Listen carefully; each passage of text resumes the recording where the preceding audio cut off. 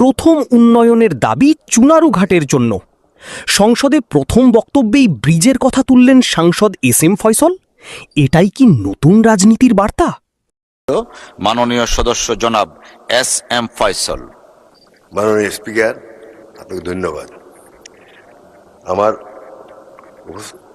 উত্তাপীয় বিষয় আমার নির্বাচনী এলাকায় চুনারুঘাট পৌরসভার খোয়াই নদীর উপর 1987 সালে নির্মিত বেইলি ব্রিজটি বর্তমানে ঝুঁকিপূর্ণ হয়ে পড়ায় জরুরি ভিত্তিতে একটি নতুন ব্রিজ আরসিসি ব্রিজ নির্মাণ প্রসঙ্গে।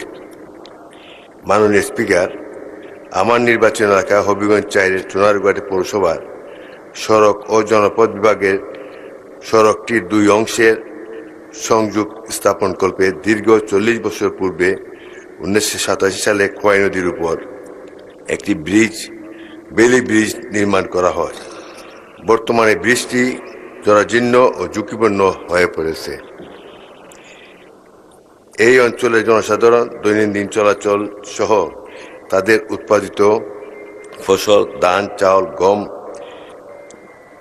ভেজিটেবলস, আনারস, আখ, চা এবং নির্মাণ সামগ্রী, ইট, বালু ইত্যাদি পরিবহন করা হয় ও জেলা সদরের সঙ্গে সংযোগ রাখার কাজে খোয়াই নদীর উপর নির্মিত এই বেইলি ব্রিজটির ব্যবহার করে থাকে। বেইলি ব্রিজটির চুনারুঘাট উপজেলার 2 অংশের মধ্যে একমাত্র সংযোগ, যেখানে অধিবাসী 2 লক্ষর উপরে মানুষের উপরে। এই সরু 40 বছরের পুরাতন ব্রিজটি দিয়ে যানবাহন ও পণ্য সামগ্রী বৃদ্ধি পাওয়ায় বেইলি ব্রিজটি যে কোনো সময় ভেঙে পড়লে এলাকার যোগাযোগ ও যাতায়াত বন্ধ হয়ে পড়তে পারে। এমত অবস্থায় চুনারুঘাট পৌরসভার খোয়াই নদীর উপর 40 বছরের পুরাতন ব্রিজটি বেইলি ব্রিজ স্থলে একটি আরসিসি ব্রিজ নির্মাণ করার জন্য মাননীয় সেতু মন্ত্রী ভারপ্রাপ্ত মহোদয়কে